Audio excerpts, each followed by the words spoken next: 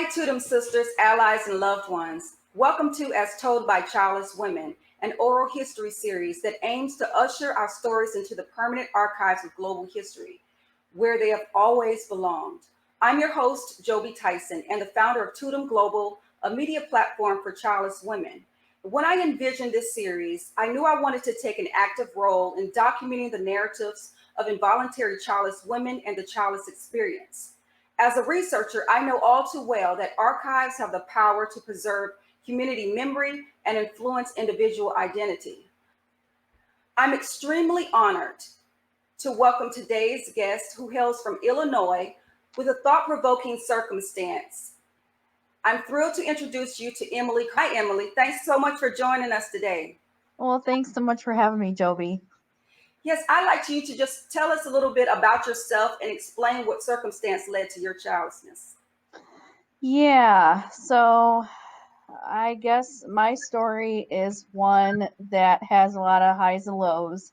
I was born premature, and with that came some complications throughout my young life. And the doctors never said I wouldn't be able to get pregnant. They said it would be high risk if I did.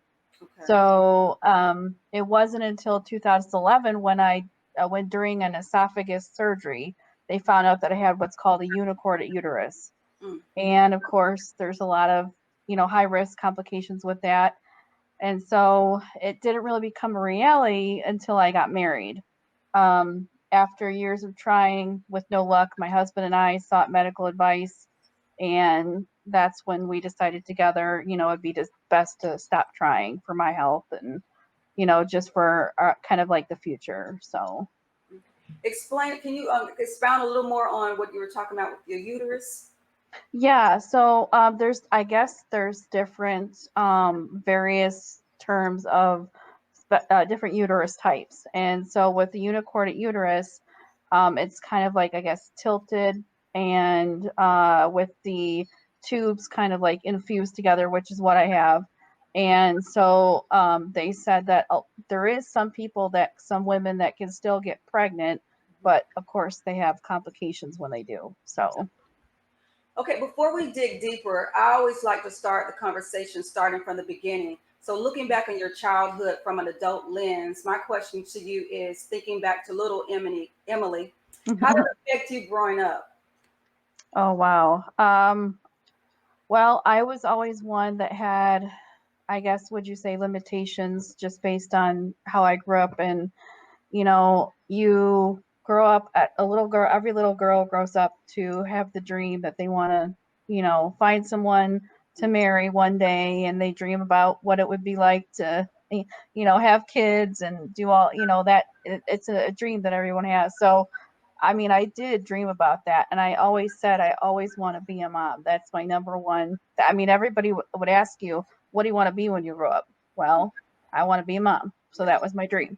Mhm. And so, but yeah, I mean, you don't realize when you're little that there's complications. I mean, not everybody can instantly become a mom. So you're not told that in, health class. And when you learn all the, you're not told that. So I just, didn't picture it until obviously when we started trying that it would be hard.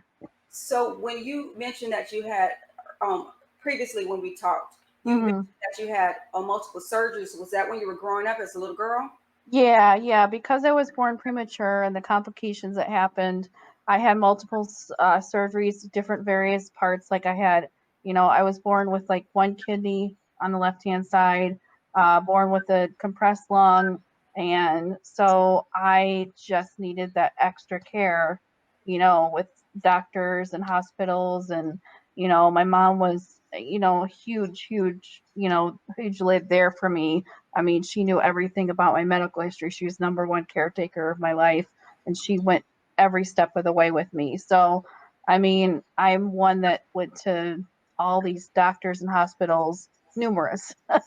Sometimes I feel like I'm a, test guinea pig or whatever because, they just look at me like, wow, I can't believe, you had all that and you're still, here. So that's why I said, I'm like, I feel like I'm a miracle baby. I just went through all that and I'm still here. Hmm. So, And you mentioned also about it affected your learning development. How so? Hmm. Well, I had some minor learning disabilities like learning and comprehension, just trouble with school. I was in special ed through school. I had, just special education, physical education classes. So I was a little bit slower than all the other kids. Mhm. And because I was sick so much growing up, I missed a lot of school. I was held back, at a young age. And so, when that kind of thing happens, that can affect, how you grow up. But I gotta tell you, if it weren't for the teachers and the programs that I was in and the extra help, I mean, they really helped me. Probably wouldn't have graduated high school if I didn't have them by my side. Mhm. So, Mhm. yeah. So when you met your husband, is this a discussion that you have when you first start dating? How does that affect dating life? Oh, yeah. So my husband and I thankfully were friends before we got together. And so he knew a little bit, but he didn't know to the extent Mhm. what my history was regarding my medical history. He didn't find that out really until the surgery I had in 2011. We were just dating little over a year, I guess I would say. And he was there when I was having this issue and when I had to have the surgery. And he just took everything and I mean, we weren't even engaged. We were just still dating. And he took care of me. He helped me in the hospital and he was just there every step of the way. And that's when he knew, okay, I'm going to marry this girl, you Mhm. know, and despite knowing that there might be a chance I might not be able to get pregnant, he still Mhm. wanted to marry me. Mhm. So he really supported me in that. So this continued what in your 20s as well, as far as hospital visits? Yeah, yeah. I mean, I think the major hospital visits stopped at under 20 except for this surgery in 2011. And then I did have a recent surgery in this year. I had a reproductive surgery. And so that kind of there was a fibroid and they had to remove that. And so I'm hoping that's the last surgery I'll have to have for a Yeah, while. yeah. But I think just the way my body is built, um, things happen. And so once they find something, they're going to see what the best route is to take care of that for me. And I guess I'm just blessed with, the best doctors I could say that really take care of me. So, Yeah. yeah. I always say that motherhood does not equate womanhood. Hmm. Yet for so many of us, we question our womanhood with our inability to conceive. So how did it affect you with questioning your womanhood? Yeah. Um, well, I guess, as a woman, we are called to multiply. And, when you can't do what everybody else seemed to be able to do, you know, you struggle with that. You're like, why can't I do what everybody else wants to do? Why can't I just simply, and so that will affect your identity because as a woman, you go from, somebody's girlfriend to somebody's wife to eventually somebody's mother. And when you can't have the, third, title, it's like, okay, now what? And so that really is a huge struggle that I still struggle with today, but I'm working on that. Yeah, yeah. And then motherhood actually is not as, I mean, infertility is not as Mhm. common as it seems to be. And that's why we have series like this to really bring out the stats because 1 in 5 women do not have children, and Yeah. 90% of them are because they aren't able to. Mhm. So, what is the psychological impact of childlessness for you? It's a very emotional roller coaster. It really is. Um, like I said, highs and lows. I mean, you start off high with all the hope, like, okay, well, I can't help children, but there's medicine out there. There's there's options, and so you go through with, I'm gonna try this and I'm gonna try that and I'm gonna try this. So you got hope, so you start off with that. But then when things don't work, it's like up and down, up and down, up and down. And I'm telling you, it's it's really hard. And so coping with that, I've got amazing support system through family and friends. I've actually seen counseling to help with that because I really think everybody should. And just talking about it. It Mhm. took a long time for me to actually talk about it. Yeah. And Yeah. so, because I mean, way back in the day, it was shameful to even, to say that I'm infertile.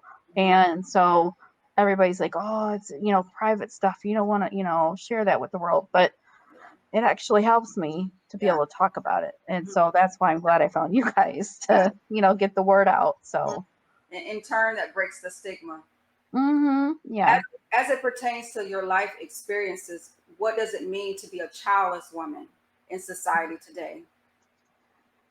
Well, I think it means that, it's kind of like, another status. So people look at you like, why can't you have kids?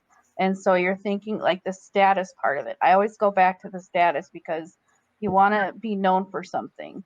And so when you can't have kids, it's like, is there something wrong with you?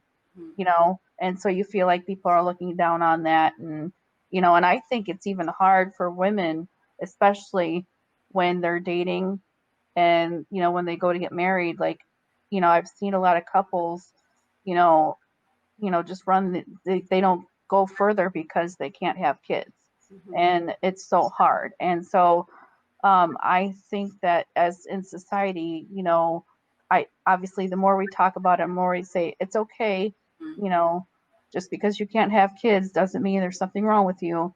I think that will help women, and people won't see it as such a bad thing.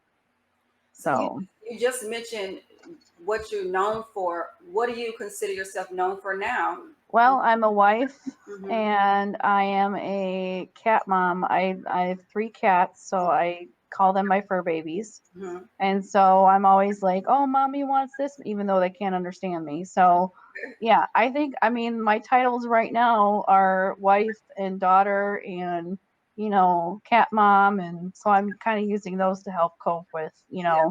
Mhm. not yet, but someday. So, I mean, so we are so much more than childless women. And yeah. I wanted to ask, what brings Emily happiness? Mm, yes. What brings me happiness is spending time with my family and friends, serving. I'm very involved in my church, so I serve, volunteer. And I just like being around people and just spending time with my husband and my cats, and, whatever I can do to get out. I do like to be social. I like to meet new people. I enjoy, like, whenever the weather's nice, being outside if I can. And if I can't go outside, then I'm playing games on my phone or whatever, or just whatever I can to keep busy. But Mm-hmm. it's I really think as you get older, it's the simple things in life that can just if you let them, it'll bring you joy. And so, because I mean, it's a huge struggle. Like, well, now what? What do I do? I have all this free time on my work, in my world, and now, so now what do I do? So I'm trying to focus myself on. There's so much more I could be doing, so I'm not going to let that stop me. Absolutely. So, Have you figured out your life's purpose beyond childlessness? um, I do struggle with that. Mm-hmm. It's a huge, identity struggle for me. I know obviously I'm meant for something, so I'm still working on finding that out. Um, but through, like I said, my church and my family and friends, they help me grow in that. And I think if resources to help you with your identity, and just knowing that, hey, there's more to me than what I can't accomplish. Mm-hmm. So, Mm-hmm. yeah. Is it any last words that you want to leave with the audience, or anything that I missed and didn't ask that you wanted to um out? I just want people to be more comfortable with sharing their story, because I think once you get the word out, it helps you, but it also, you don't know what's going to help someone else. Like you have this video series starting and blogs, and it was like, okay, there's actually a community out there. So I think the more, I think just talk about it and realize that you're not alone, Mhm. it really does help. Yeah, So absolutely. Well, Emily, thank you so much for sharing your story. thank you. I appreciate you allowing us to share your story and trusting us with your story. And I know this will help so many women in the process of trying to cope through and beyond childlessness. Thank you Yeah. so much. Thank you for having me. I appreciate it. Childless woman, you're beautiful. Child-free woman, you are enough. This journey might not be easy, but we're in this together so we can get through this together by owning our voice. Thank you for your time and attention today. Please like, subscribe, share, and download this episode. From Totem Global, I'm your host, Jobi Tyson. See you next time on As Told by Childless Women.